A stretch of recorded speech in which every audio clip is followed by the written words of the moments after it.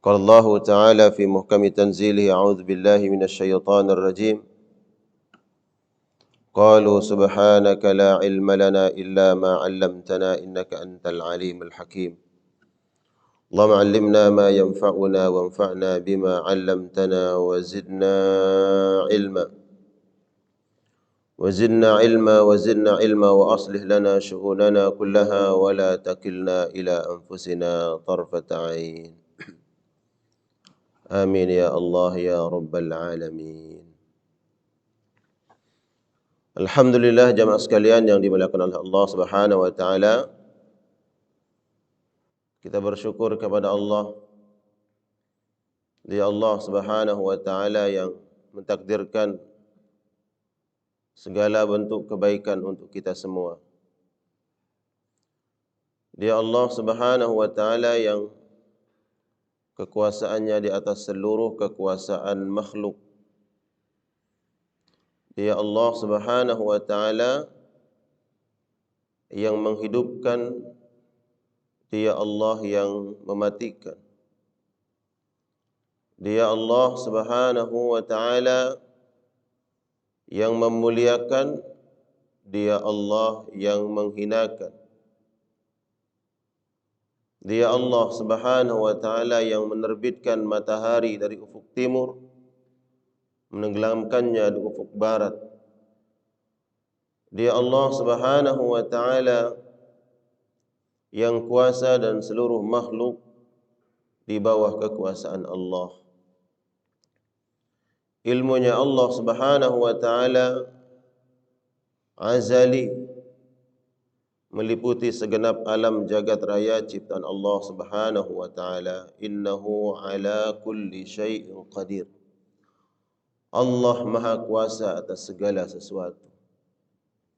Salawat serta salam tercurah limpahkan kepada baginda Rasulullah sallallahu alaihi wasallam, kepada keluarga dan seluruh sahabat-sahabat Rasulullah sallallahu alaihi wasallam, tabi'ut tabi'in, tabi'ut tabi'in, wa tabi'ihim bi ihsanin ila yaumiddin.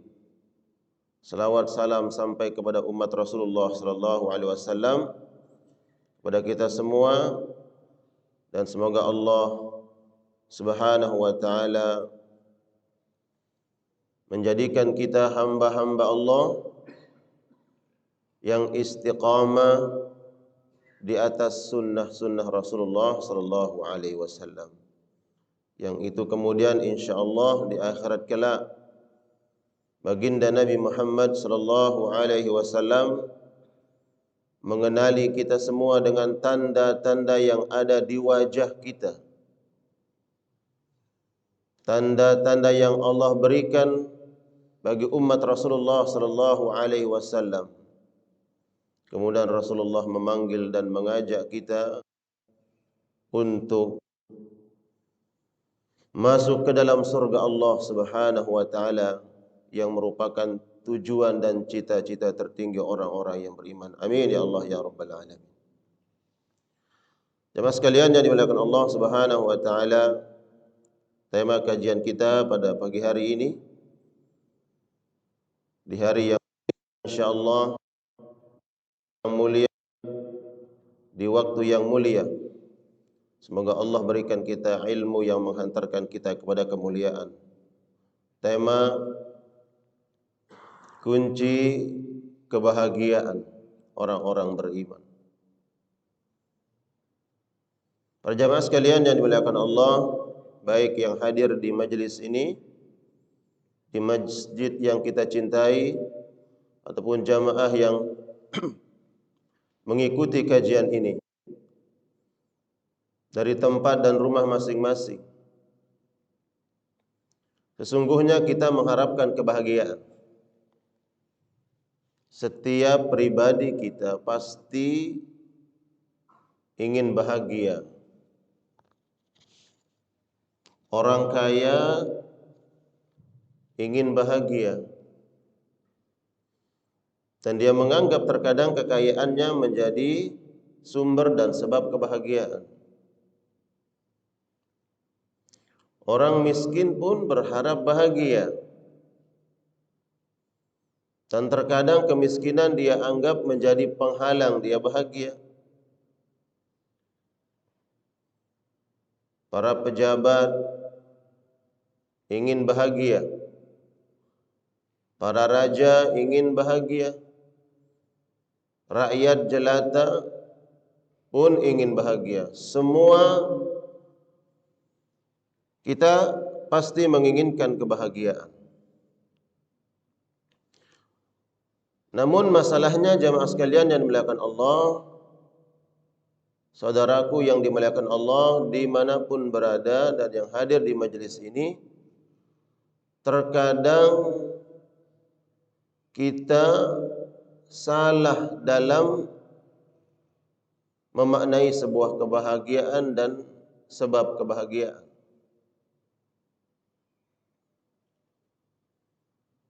Kita menganggap harta, pangkat, jabatan menjadi penyebab kita bahagia, penyebab utama, sehingga banyak orang yang berlomba-lomba untuk mencari dan meraih pangkat, jabatan dan dunia. Namun mereka tidak bahagia. Ada orang kaya kemudian mengakhiri hidupnya dengan bunuh diri. Ada pejabat kemudian menderita dengan jabatannya. Berarti harta, pangkat, jabatan bukan sumber kebahagiaan. Itulah terkadang kita berasumsi bahwa kebahagiaan itu sesuai dengan apa yang ada di alam pikiran dan di benak kita. Nah, orang-orang beriman jemaah sekalian yang dimuliakan Allah dituntun oleh Allah Subhanahu wa taala untuk mencapai kebahagiaan. Dituntun oleh Allah, diarahkan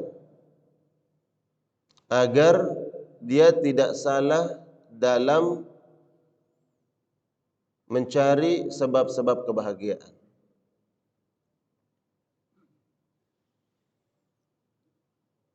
Ikan jamaah sekalian yang dimuliakan Allah akan bahagia di dalam air. Singa, raja hutan, dia akan bahagia, senang dan menikmati hidupnya kalau dia tinggal di dalam hutan belantara, tempat yang sepi, sunyi. Ikan-ikan di tengah laut, mereka bahagia ketika berada di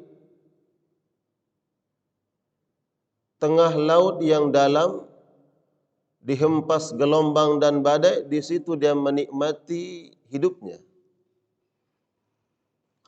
Berarti jamaah sekalian yang dimuliakan Allah, Allah sudah mentakdirkan dan menetapkan kebahagiaan setiap makhluk. Singa itu bahagianya di hutan belantara, di tempat yang sepi. Lalu jangan kemudian kita menganggap bahwa tempat yang sepi, ya, sunyi tersebut bukan tempat bahagia. Itu tempat bahagia bagi singa. Jangan menganggap laut yang dalam, ya, adalah tempat mematikan. Tidak, itu tempat kehidupan bagi siapa? Bagi ikan. Nah, manusia Allah takdirkan, Allah tetapkan kebahagiaannya yang Allah sebutkan di dalam Al-Quran. Surat An-Nahl ayat 97. Inilah sumber kebahagiaan orang-orang yang beriman kepada Allah Subhanahu wa taala. Allah Subhanahu wa taala berfirman, "A'udzubillahi minasyaitonir rajim. Man 'amila salihan min dzakarin aw untha wa huwa mu'min falanuhyiyannahu hayatan thayyibah Ini firman Allah, ini ketetapan Allah bagi orang-orang beriman. Siapa orang, kata Allah, yang melakukan amal saleh. Man amila salihan, dia melakukan ibadah kebaikan. Min dzakarin au unsa, baik laki-laki ataupun perempuan, dirinci oleh Allah. Biasanya Al-Quran hadir cukup dengan menyebutkan kata laki-laki, include di situ perempuan. Tapi ini Allah rinci, disebutkan laki dan perempuan. Siapapun di antara mereka yang melakukan amal saleh, amal ketaatan, falanuhyiyannahu hayatan wa huwa mu'min, dan dia beriman kepada Allah, falanuhyiyannahu hayatan thayyibah. Kata Allah pasti. Fa, lam, kemudian menggunakan kata kerja dalam bahasa Arab disebut dengan fi'il mudhari. Falanuhyiyannahu hayatan thayyibah. Ini janji Allah. Tolong kita imani. Bimbingan, tuntunan dari Allah Subhanahu wa taala, karena kita ingin bahagia. Maka kata Allah, siapa orang yang melakukan amal kebaikan, amal saleh, dan dia beriman kepada Allah, dan demi sesungguhnya, kata Allah, akan kami berikan kehidupan yang bahagia, kehidupan yang damai, kehidupan yang thayyibah, kehidupan yang baik. Kalau kita melihat ayat ini, jamaah sekalian yang dimuliakan Allah, supaya kita yakin dengan janji Allah, Allah menghadirkan di dalam ayat ini menggunakan huruf fa dan lam taukid dan kata kerja fi'il mudhari. Fa dalam bahasa Arab ketika hadir memberikan kabar atau informasi, menunjukkan tidak dibatasi dengan jeda waktu. Langsung, tidak ada jeda waktu. Saya kasih contoh. Ja'a Muhammadun fa Umar. Menggunakan kata fa. Telah datang seseorang bernama Muhammad dan Umar. Artinya kedatangan Muhammad, laki-laki yang bernama Muhammad, tidak ada jeda waktu, kemudian datang yang namanya Umar. Berbeda ketika menggunakan kata waw. Ja'a Khalid wa Umar. Telah datang laki-laki bernama Khalid dan Umar. Bisa saja kemudian ada jeda waktu di situ. Datang, kemudian beberapa menit datang laki-laki bernama Umar. Atau summa Ja'a Khalid summa Umar. Ja'a, datang seorang laki-laki bernama Khalid, kemudian Umar. Menunjukkan jeda waktu, bisa 1 jam, bisa 1 hari, dan seterusnya. Agar Allah agar Allah menginginkan agar kita percaya dengan janji Allah Subhanahu wa ta'ala, Allah hadirkan di dalam ayat ini menggunakan fa dan lam taukid. Barang siapa yang melakukan amal soleh, kemudian dia melakukan kebaikan berupa iman kepada Allah, maka kami, kata Allah, akan memberikan kehidupan yang baik. Ini janji Allah. Saat orang-orang beriman melakukan kebaikan, saat itulah langsung Allah akan berikan rasa bahagia di dalam hatinya. Tidak butuh lama, tidak ada jeda waktu. Ini janji Allah Subhanahu wa taala. Berapa banyak di antara kita yang kemudian coba membuktikan melakukan amal saleh dari pintu yang bernama sedekah umpamanya. Ketika kita melihat ada orang yang membutuhkan bantuan kita dan kita ulurkan tangan kita membantu orang tersebut, orang-orang beriman saat itu juga Allah berikan rasa bahagia. Betul tidak? Dia langsung merasakan bahagia, senang. Bahkan sebelum orang tersebut menerima kebaikannya, orang-orang beriman sudah merasakan bahagia di dalam hatinya. Kebahagiaan. Di syarat pertama jamaah sekalian dan dimuliakan Allah, agar kita mendapatkan dan meraih kebahagiaan di dalam hidup ini adalah syarat iman dan amal saleh. Ketika kita melakukan kebaikan, ketaatan kepada Allah, Allah akan titipkan bahagia di dalam hati kita. Pagi hari ini kita salat subuh berjamaah, kemudian hadir di majelis ta'lim. Allah berikan rasa bahagia. Allah berikan rasa sakinah, ketenangan, kegembiraan dalam hati, tenang. Apa sebab? Karena ketaatan kita kepada Allah Subhanahu wa taala. Kebahagiaan Allah yang atur. Kebahagiaan ada di dalam hati. Dan yang memegang hati kita adalah Al-Khaliq yang menciptakannya. Maka dia yang berhak mengatur kebahagiaan itu. Seandainya kita bersusah payah, berlelah-lelah mencari kebahagiaan pada jalan yang Allah tidak letakkan kebahagiaan itu, ketika Allah tidak menginginkan kebahagiaan, maka dia cabut kebahagiaan di dalam hati kita. Maka syarat utama jamaah sekalian yang dimuliakan Allah, agar Allah berikan kebahagiaan adalah beriman dan melakukan amal saleh. Hayatan thayyibah, Allah akan berikan kehidupan yang baik. Kemudian dirinci, ditafsirkan oleh para ulama apa yang dimaksud dengan hayatan thayyibah, kehidupan yang baik. Ibnu Abbas radhiyallahu taala anhu mengatakan yang dimaksud oleh Allah Subhanahu wa taala dengan hayatan thayyibah, kehidupan yang baik adalah ar-rizq al-halal, rezeki yang halal dan berkah.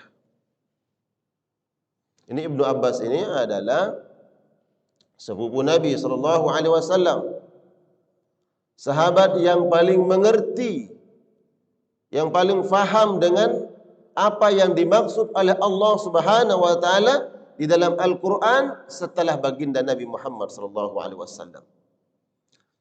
Jadi para sahabat menafsirkan Al-Qur'an, para ulama menafsirkan Al-Qur'an, pasti mereka akan merujuk pada pendapat Ibnu Abbas atau Abdullah bin Abbas, sepupu baginda Nabi sallallahu alaihi wasallam, karena beliaulah orang setelah Nabi Muhammad yang paling faham tentang Al-Qur'an. Beliau mengatakan yang dimaksud dengan hayatan thayyibah yang akan Allah berikan bagi orang-orang beriman yang melakukan amal saleh adalah rezeki yang berkah. Ini yang dicari orang-orang yang beriman.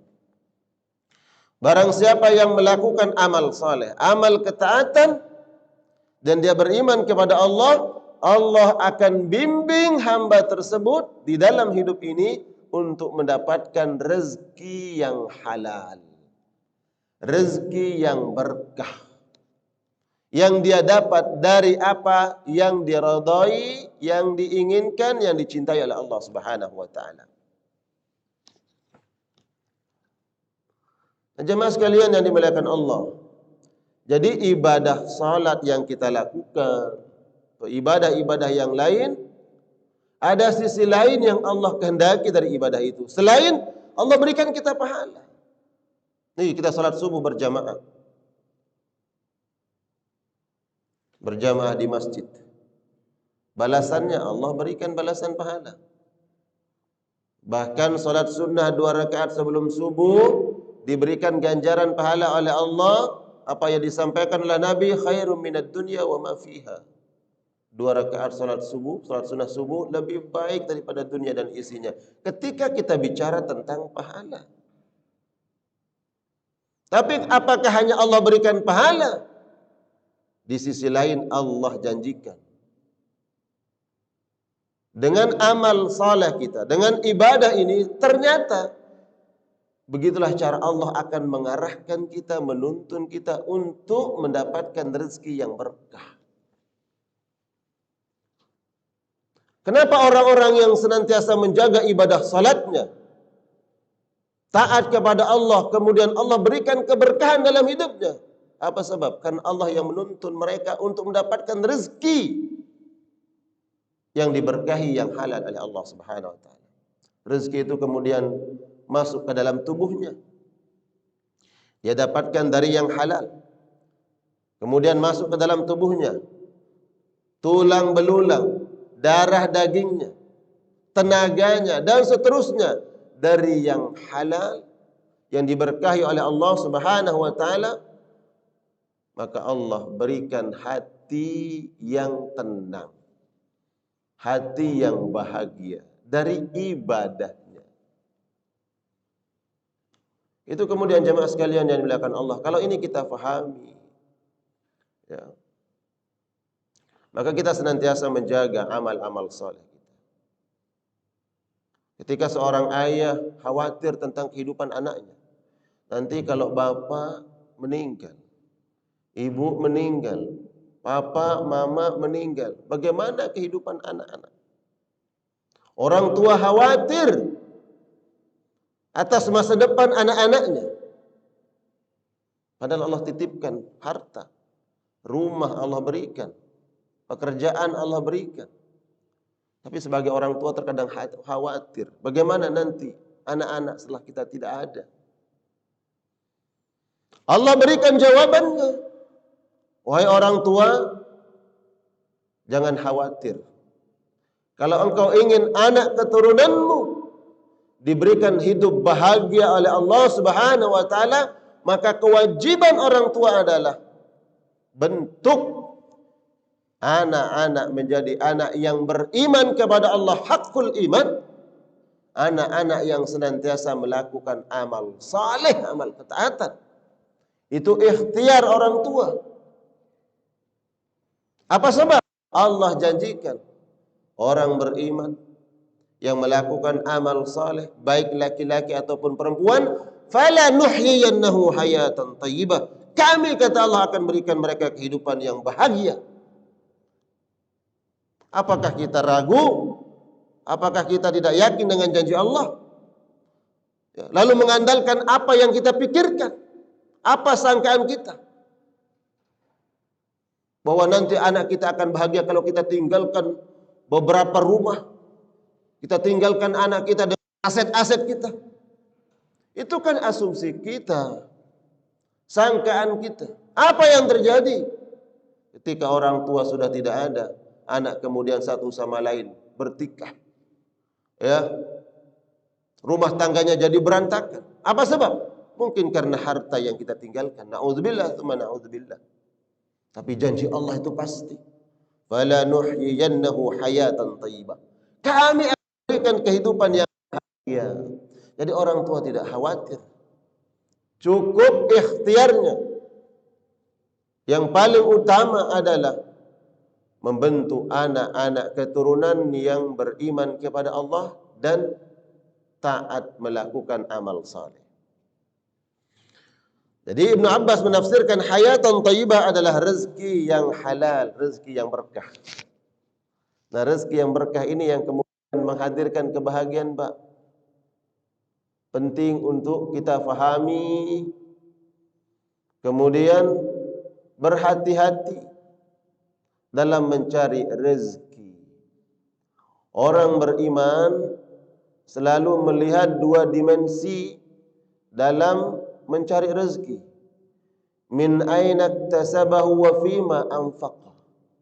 Sumbernya dari mana, kemudian dikeluarkan kemana.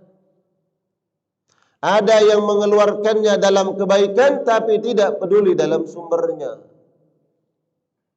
Terserah dapat dari mana, yang penting nanti infak ke masjid, sedekah buat anak yatim, santunan, ibadah umrah, ibadah haji. Tapi dia tidak peduli min aina iktasabahu, dari mana dia dapatkan. Ini yang kemudian yang langsung ditolak oleh Allah Subhanahu wa taala. Mereka datang menuju Baitullah, berdoa di hadapan Ka'bah, di tempat-tempat yang mustajab, menampilkan penuh harapnya kepada Allah. Tapi Allah katakan, anna yustajabulah. Bagaimana doamu dan harapanmu mau dikabul? Pakaian yang kamu pakai, ya, uang yang kamu keluarkan untuk sampai ke tempat ini dari yang haram, yang Allah tidak redha. Nah, orang mukmin selalu menjaga dua dimensi itu. Min aina iktasaba wa fima anfaqa. Dari mana dia dapatkan, kemudian kemana dia infakkan, dia keluarkan. Ada orang yang halal sumbernya, baik sumbernya. Tapi ketika Allah berikan dari halal, dari sumber yang diberkahi, kemudian tidak bersyukur kepada Allah. Dikasih rezeki dari yang halal, dia bekerja, dia berikhtiar, Allah kasih. Tapi tidak peduli kemana dia infakkan. Pertama, tidak bersyukur kepada Allah, tidak mensyukuri nikmat yang Allah berikan. Kemudian dia gunakan pada hal-hal yang dilarang oleh Allah Subhanahu wa taala. Nauzubillah tsumma nauzubillah. Jadi jamaah sekalian yang dimuliakan Allah, hayatan thayyibah ar-rizq, rezeki yang berkah, rezeki yang halal. Jadi rezeki yang halal itu adalah sumber kebahagiaan. Mafhumul mukhalafah, pemahaman terbaliknya adalah tidak mungkin Anda bahagia dalam hidup ini. Tidak mungkin kalau Anda mencari rezeki dari sumber yang diharamkan oleh Allah Subhanahu wa taala. Walau a'jabaka kasratul khabith, walaupun seandainya jumlahnya banyak, menumpuk, tapi ketika Allah enggak redha, tidak halal, Allah tidak berikan kebahagiaan. Salah kita memandang bahagia. Salah kita mencari sumber kebahagiaan. Makanya ada ungkapan Arab mengatakan, tarjun najata walam tasluk masalikaha, inna safinata lam tajri 'alal yabasi. Nah, adik-adik santri ada yang hafal itu enggak? Bait syair siapa itu? Adik-adik santri ada yang hafal syairnya? Tarjun najata walam tasluk masalikaha, inna safinata lam tajri 'alal yabasi. Engkau berharap kebahagiaan, tapi kamu tidak berjalan di atas kebahagiaan itu. Sesungguhnya bahtera tidak berlayar di atas bukit. Bahtera itu berlayar di laut. Artinya apa? Kalau kita menginginkan sampai ke tujuan, maka berjalanlah sesuai dengan jalannya, dengan rule-nya, di atas jalan yang Allah sudah perintahkan, maka kita akan sampai kepada kebahagiaan. Allah ini sudah kasih jalannya. Kalau kau ingin sampai ke tujuanmu sana, ini jalannya, dikasih, diunjuk kita oleh Allah. Tapi kita kadang beranggapan lain. Oh, bukan ini jalannya. Kayaknya biar sampai ke tempat situ lewat jalan tikus. Cari jalan pintas biar cepat, katanya biar cepat. Tapi apa yang terjadi? Mondar-mandir, bolak-balik, ternyata enggak sampai. Enggak ketemu tujuannya. Apa sebab? Karena tidak berjalan di jalan yang Allah perintahkan. Kapal itu kalau di atas bukit enggak akan sampai ke tujuan. Coba itu turun kapal, berlayar di lautan. Kemana tujuannya? Akan sampai bismillah. Kalau kita ingin selamat, beradalah di atas jalan keselamatan. Allah antas salam. Engkau Allah yang berikan keselamatan. Wa minkas salam, darimu ya Allah keselamatan. Wa ilaika ya'udus salam, kepadamu ya Allah akan kembali keselamatan. Bahayna rabbana bis salam, ya Allah berikan kami kehidupan yang selamat. Wa adkhilnal jannata daras salam, yang tujuannya nanti kita selamat sampai surganya Allah Subhanahu wa taala. Rezeki. Jadi rezeki yang berkah jamaah, rezeki yang halal adalah penyebab orang bahagia. Jadi kalau selama ini kita mendapatkan rezeki dari apa yang Allah haramkan, maka ini bukan sumber bahagia. Bukan sumber bahagia. Banyak terjadi ujian, cobaan dalam hidup ini, maka lihat, introspeksi diri. Jangan-jangan memang penyebabnya ini nih. Ada rezeki yang tidak Allah redha. Kemudian Ali bin Abi Thalib radhiyallahu taala anhu. Ali bin Abi Thalib, beliau adalah sepupu Nabi sekaligus sebagai mantu Nabi Muhammad sallallahu alaihi wasallam. Ali bin Abi Thalib, beliau memaknai hayatan thayyibah, kehidupan yang baik itu apa? Al-qanaah. Al-qanaah, merasa cukup. Ini penting. Merasa cukup dengan apa yang Allah berikan. Itu qanaah. Ya kan? Jelas ini. Orang bahagia itu adalah orang yang selalu redha. Orang yang selalu merasa cukup, nerima dengan apa yang Allah berikan dalam hidup ini. Ini bahagia. Ya. Sebesar dan sebanyak apapun Allah berikan, berupa materi, perbendaharaan dunia ini, pangkat, jabatan, harta, kalau tidak merasa cukup, tidak akan pernah mendapatkan kebahagiaan. Kalau tidak merasa cukup, camkan, redha, ikhlas, bahagia. Alhaakumut takatsur hatta zurtumul maqabir kalla sawfa ta'lamun thumma kalla sawfa ta'lamun. Orang kalau sudah merasa cukup dengan apa yang Allah berikan, bahagia hati. Tapi kalau hati ini tidak redha, tidak ikhlas dengan apa yang Allah berikan, maka hati tidak akan bahagia. Coba lihat, kalau kita dikasih oleh Allah berupa rezeki oleh Allah, jangan selalu melihat ke atas jamaah.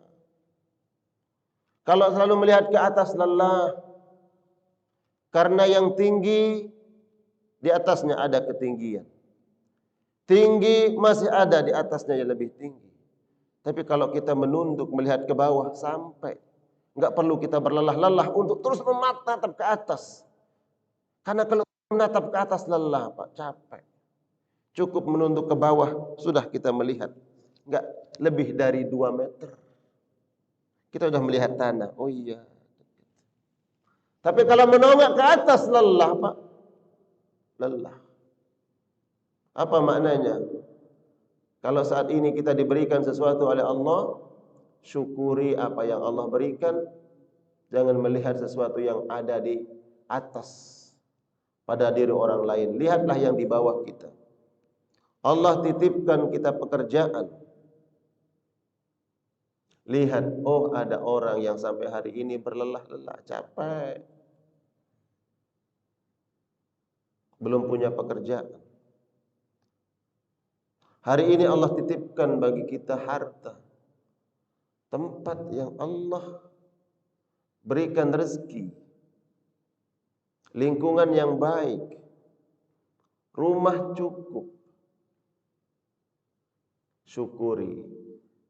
Lihat di sana ada orang yang tinggal di rumah yang tak layak huni, rumah reot, beratapkan ilalang, berlantaikan tanah, syukuri.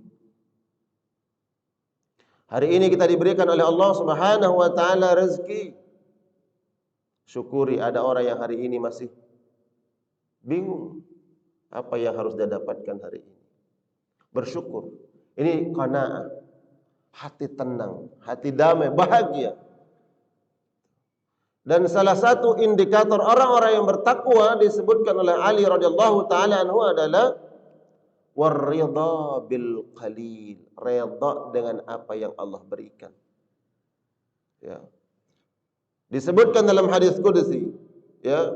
Allah Subhanahu wa taala berfirman, apabila kalian redha dengan apa yang aku berikan, maka aku berikan apa-apa yang kalian tidak minta.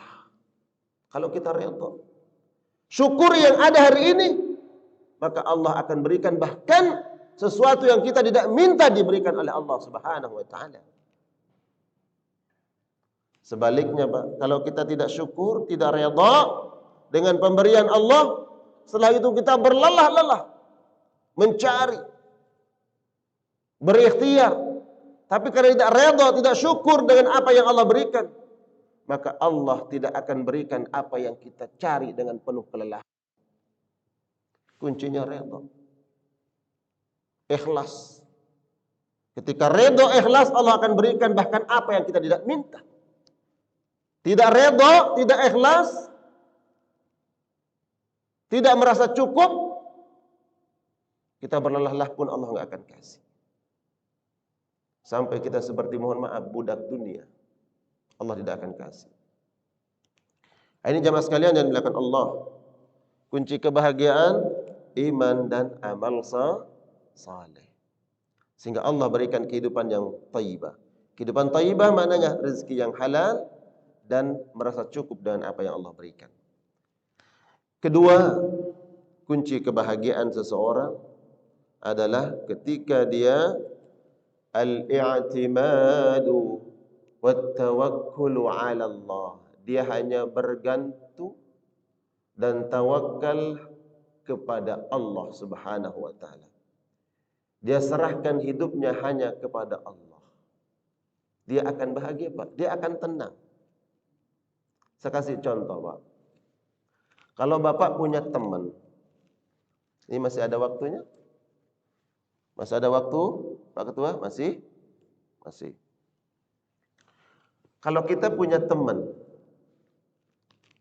dekat, teman yang kita percaya, biasanya kita sebut apa? Shahib, ya. Ada shahib yang akrab pun, teman baik banget. Saking baiknya, setiap apa yang kita ingin amanahkan kepada teman ini, kita berikan, kita amanahi kepadanya. Apa sebab? Karena kita percaya. Orangnya baik, amanah. Saya titip ini ya, tolong dijaga. Setelah kita titip, kita tenang. Apa sebab? Karena kita percaya. Setiap hari kita tahu nih bergaul dengan dia, orangnya baik. Enggak pernah nih teman yang namanya khianat, enggak pernah. Orangnya tak percaya. Jadi semua kita titipkan kepada dia, tenang. Kalau kita istilahkan kepada agama, ini disebut dengan apa? Bergantung kepada dia. Amanah kita gantungkan kepada dia, tenang. Itu kepada manusia. Bagaimana dengan Allah Subhanahu wa taala? Kalau kita yakin kepada Allah, bertawakal kepada Allah, maka Allah akan berikan ketenangan di dalam hati. Apa sebab? Karena kita sudah yakin kepada Allah. Kepada manusia saja, teman kita yakin.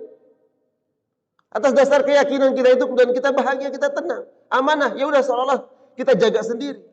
Padahal kita titipkan. Karena yakin. Nah, kebahagiaan seseorang apabila dia tawakal, dia gantungkan harapannya hanya kepada Allah, maka dia bahagia. Apa sebab? Karena dia percaya kepada Allah. Adakah zat yang lebih dipercaya selain Allah? Tidak ada. Adakah zat yang lebih amanah dari Allah? Tidak ada.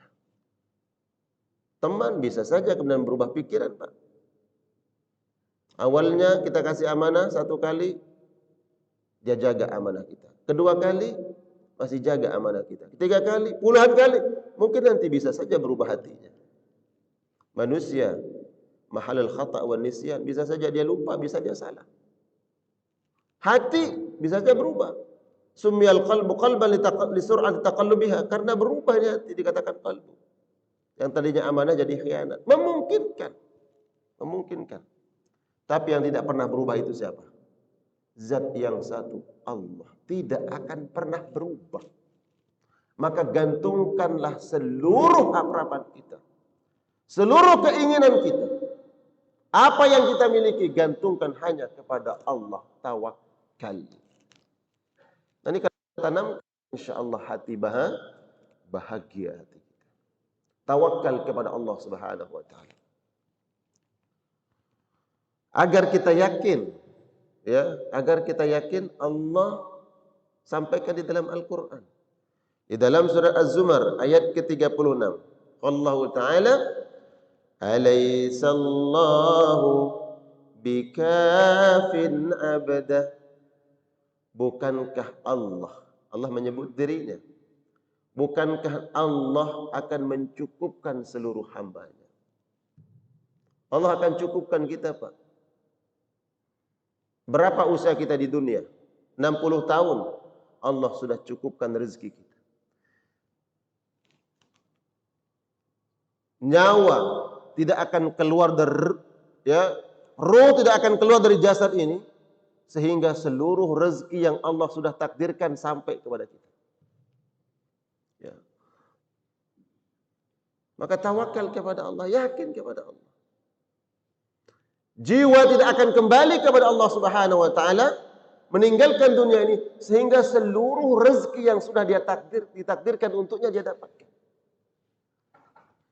Kalau gini kita imani, nggak usah takut. Jangan kemudian kita khawatir hak kita diambil, kemudian sikut kiri, sikut kanan. Ya. Tidak memperdulikan mana yang halal, mana yang haram. Tujuannya apa? Biar sampai, biar dapat. Padahal Allah yang mencukupkan. Sudah ditakdirkan oleh Allah Subhanahu wa taala. Kalau hak kita, rezeki kita pasti dapat, pasti sampai, Pak. Enggak mungkin diambil oleh orang lain. Ya. Ada ungkapan yang mengatakan, kaifa akhaful faqra wa ana abdul ghani. Saya enggak mungkin takut akan kefakiran, kemiskinan. Apa sebab? Aku ini adalah hamba Zat yang maha kaya. Alaihissallahu bikafin abdah. Bukankah Allah yang mencukupkan setiap hambanya? Dicukupkan kita oleh Allah Subhanahu wa taala.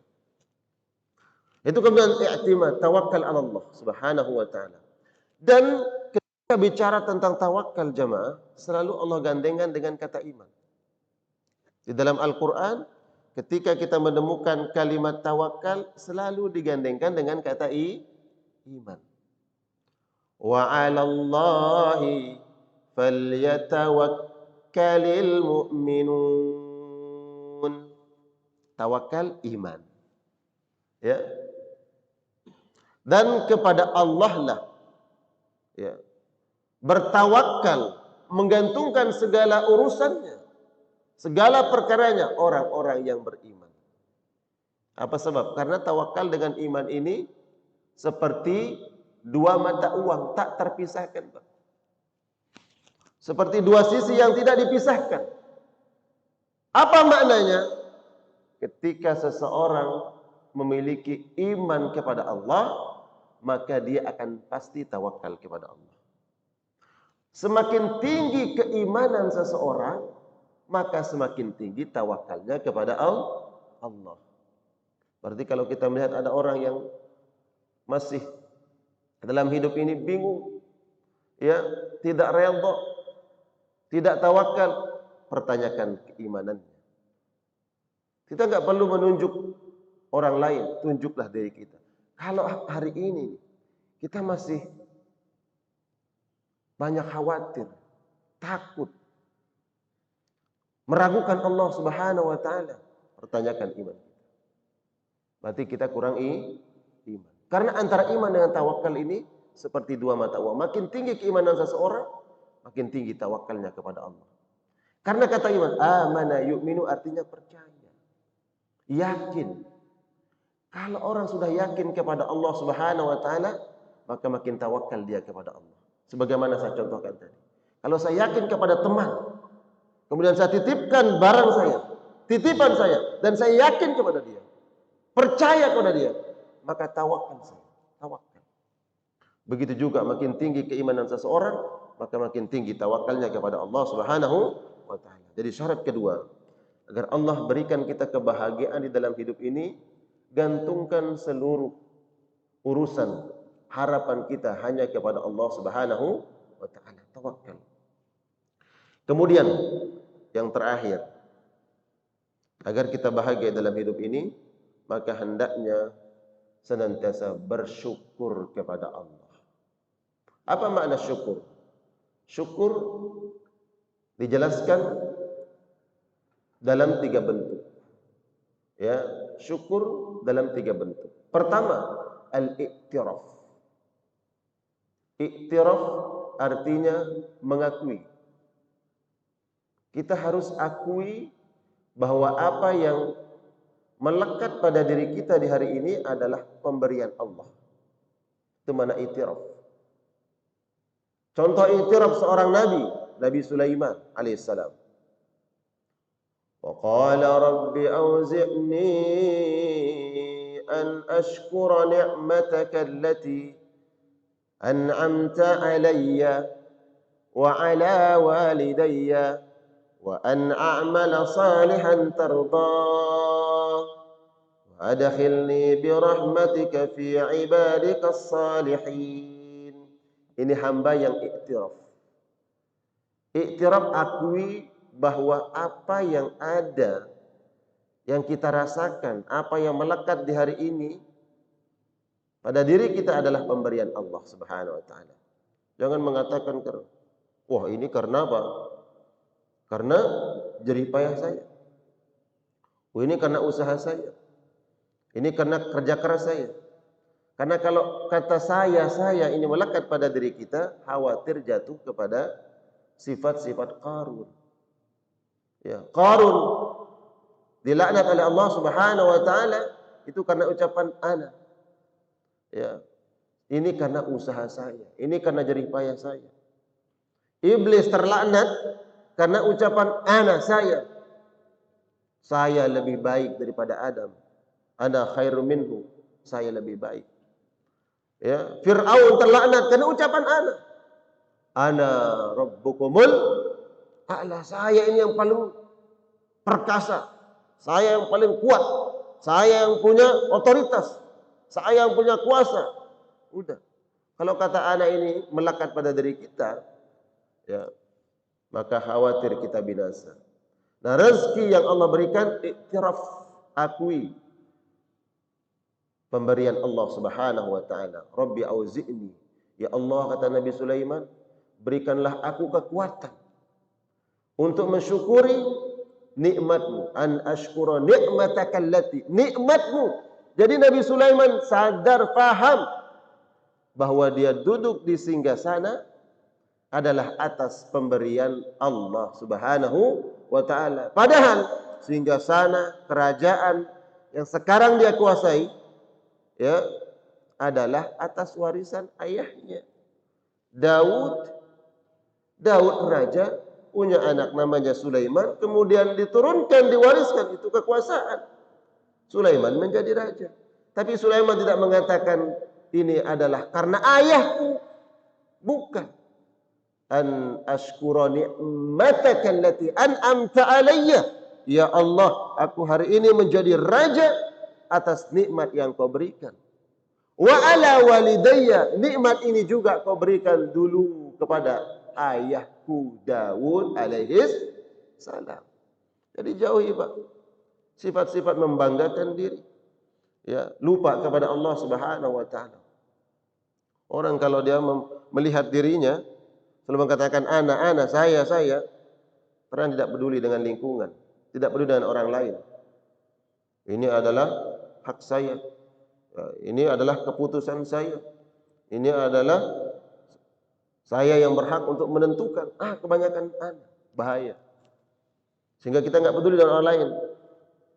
Ada hak orang lain. Ya. Ada usulan orang lain, ada pendapat orang lain yang kita harus hargai, yang harus mungkin kita terima.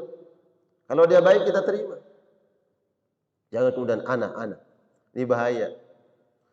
Iktiraf yang pertama, akui. Yang kedua, at-tadhaddus biha. Enggak apa-apa kemudian kita sebut nikmat Allah itu. Sebut aja. Ya, Allah sebutkan di dalam Al-Qur'an, wa amma bi ni'mati rabbika fahaddits. Maka dengan nikmat Tuhanmu maka hendaknya kau sebut-sebut. Sebut dalam rangka apa? Bukan untuk ujub, bukan untuk riya, bukan untuk sum'ah, bukan untuk bersombong-sombong, bukan untuk diperdengarkan kepada orang lain, bukan untuk dilihat oleh orang lain. Tahaddusnya adalah mensyukuri nikmat Allah Subhanahu wa taala. Nabi SAW mensyukuri dari segi nasab, Nabi mensyukuri nasabnya sampai dia sebut, ana sayyidu bani Adam wala fakhr. Saya ini kata Nabi adalah penghulu seluruh Bani Adam. Saya yang terbaik. Bayangkan berapa miliar jumlah manusia dari zaman Nabi Adam sampai akhir kiamat nanti. Berapa jumlah manusia? Nabi mengatakan saya ini adalah pemimpin mereka semua. Ana sayyidu bani Adam wala fakhr. Tapi kata beliau, ini aku bukan bersombong-sombong. Bukan berbangga-bangga, tidak. Nikmat Allah. Ya. Enggak apa-apa kita sebut nikmat. Alhamdulillah hari ini kita diberikan oleh Allah bagian dari tahaddus. Kita sebut, tapi bukan tujuan untuk sum'ah. Apa di sum'ah? Sum'ah itu biar orang dengar. Ya, riya biar orang lihat. Tujuannya tahaddus. Ini kemudian bagaimana caranya kita membedakan nanti? Bukan sum'ah, bukan riya, bukan ujub. Kembali kepada niat. Apa yang zahir itu kemudian, apa yang zahir hendaknya kita husnuzan, berbaik sangka, Pak. Contoh, tiba-tiba ada orang yang menyebut apa yang dia miliki. Dia sebut. Maka kita yang mendengar itu hadirkan pertama adalah husnuzan, baik sangka. Kepada orang-orang beriman utamakan husnuzan, Pak. Wah, dia mau orangnya sombong gitu. Orangnya pamer gitu. Biasanya ini karena suudzon. Kedepankan husnuzon, berbaik sangka kepada Allah. Bisa saja kemudian dia tahaddus bin nikmah. Kita enggak tahu niatnya. Ya. Hanya dia yang tahu bagaimana niat yang ada dalam hatinya. Enggak mungkin kita membelah hatinya. Mungkin kita lihat apa tuh di dalam hatinya, apakah tahaddus bin nikmah atau sombong. Bagi kita yang melihatnya, bagi kita yang mendengarnya, maka husnuzan, berbaik sangka kepada Allah Subhanahu wa taala. Tapi kalau kita yang berbicara, ini adalah pemberian Allah, ini nikmat yang saya berikan, yang saya miliki hari ini, maka hendaknya kita suudzon terhadap diri kita sendiri. Suudzon terhadap diri kita sendiri. Tujuannya apa? Hati-hati. Jangan-jangan ini tujuanmu ini sum'ah, tujuanmu riya. Ya, ajak jiwa kita yang bicara nih, jiwa kita. Enggak apa-apa kita kedepankan suudzon pada diri kita dalam perkara ini. Agar apa? Tidak terjatuh kepada apa yang dilarang oleh Allah Subhanahu wa taala. Jadi tahaddus. Wa amma bi ni'mati rabbika fahaddits. Atas nikmat-nikmat Allah yang berikan, tidak apa-apa kau sebut. Ya. Tadi Sulaiman juga tahaddus bin nikmat. Auzi'ni an ashkura ni'mataka. Ini nikmat yang Allah berikan, kekuasaan. Nabi Sulaiman mampu bicara dengan manusia, mampu bicara dengan hewan, mampu bicara dengan bangsa jin. Nikmat. Dia sebut-sebut. Agar apa? Agar dia senantiasa mengingat nikmat Allah dan ingat siapa yang memberikan nikmat, Allah Subhanahu wa taala. Ya.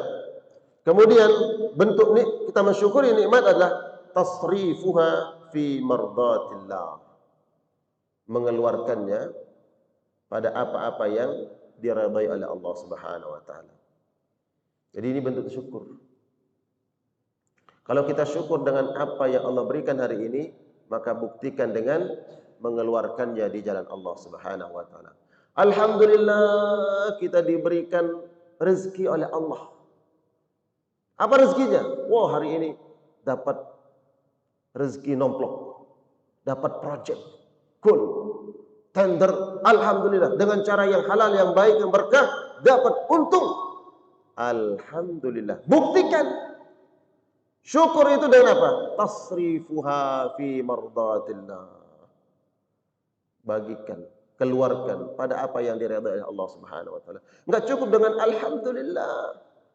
Enggak cukup.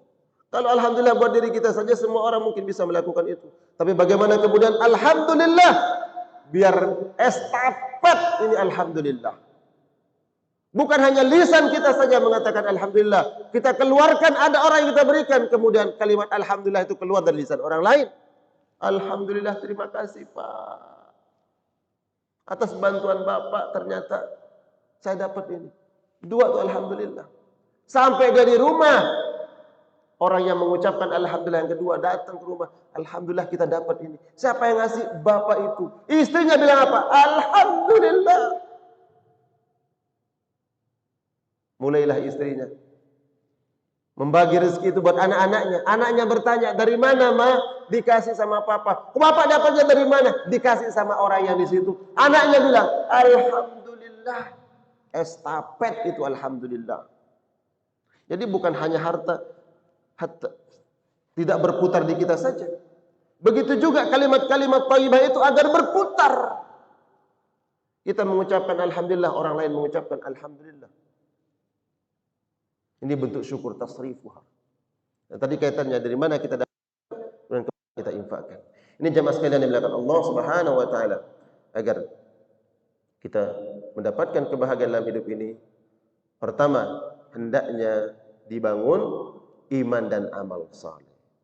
Kedua, bergantunglah hanya kepada Allah Subhanahu wa taala yang selalu mencukupkan kita. Yang ketiga, hendaknya syukuri apa yang Allah berikan. Maka insyaallah dengan tiga perkara ini kita akan sampai kepada panggung kebahagiaan, ya, yang Allah janjikan. Kalau kita mencari kebahagiaan di jalan lain, mungkin kita nggak sampai. Kita nggak akan sampai. Tapi berjalanlah di jalan yang Allah sudah tuliskan, Allah tetapkan. Maka insyaallah kita sampai kepada kebahagiaan. Dan tujuan kita akhirnya adalah kebahagiaan di akhirat. Allah sampaikan di dalam Al-Quran, di dalam surat Al-Baqarah, ya, ayat 201. Rabbana atina fid dunya hasanah. Ya Allah, berikan kami kehidupan yang bahagia di dunia. Wa fil akhirati hasanah, dan berikan kami kebahagiaan di akhirat. Apa itu? Surga Allah Subhanahu wa taala. Dijelaskan oleh ulama, untuk sampai kepada kebahagiaan di akhirat itu, maka tangga awalnya adalah hasanah fid dunya, bahagia di dunia melalui jalan yang Allah sudah tetapkan. Allahu a'lam bissawab. Jemaah sekalian yang dimuliakan Allah Subhanahu wa taala, semoga kajian kita di pagi hari ini menambah keimanan kita kepada Allah, menambah ketawakalan kita kepada Allah, dan menjadi ilmu yang bermanfaat yang insyaallah mampu kita amalkan dalam kehidupan kita sehari-hari. Amin ya Allah ya rabbal alamin. Saya buka sesi tanya jawab. Bila ada jamaah yang ingin bertanya atau ada yang ingin diperjelas, tafadhal, dipersilahkan. Apabila tidak ada yang bertanya, kita akan masuk ke waktu salat syuruk. Sudah masuk salat syuruk? Waktu tuluk jam berapa? 30 berapa tuluk terbit?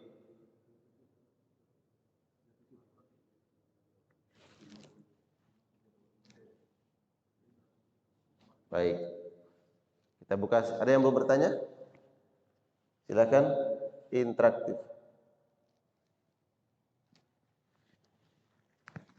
Alhamdulillah. Cukup? Baik, bila tidak ada yang bertanya, kita tutup doa dengan doa kafaratul majlis. Subhanakallah wa bihamdika asyhadu an la ilaha illa anta astaghfiruka wa atubu ilaik. Wa sallallahu ala nabiyyina Muhammad wa ala alihi wa ashabihi wa sallam. Thumma assalamu alaikum warahmatullahi wabarakatuh.